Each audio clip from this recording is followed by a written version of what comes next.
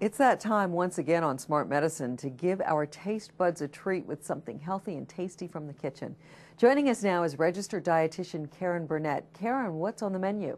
Kim, we have some great mouth-watering desserts for you today. We picked some recipes that are low in fat, but they still have some pretty good flavor, and they're fairly quick to cook. The first item we have is called blueberry buckle.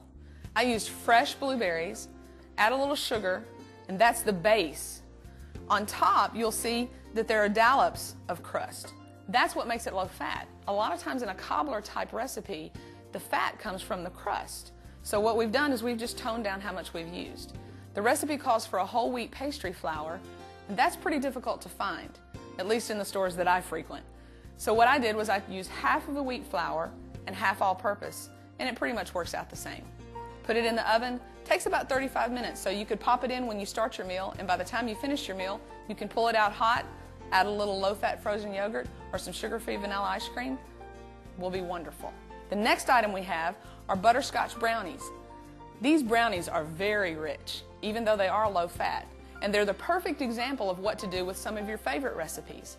In a lot of baked goods, you can actually cut the fat in half. So if it calls for 4 tablespoons of oil, you use 2 tablespoons of oil and 2 tablespoons of applesauce. That keeps the moisture in, but cuts the fat, and still allows a really good product. Also, it's really rich as far as the brown sugar that's in it. So if you want a lighter flavor, instead of using dark brown sugar, you can use light brown sugar. If you have to watch your sugar, then you can turn around and use the Splenda brown sugar that you can use in baked products. Finally, we have the chocolate no-bakes. These chocolate no-bakes are everyone's favorite.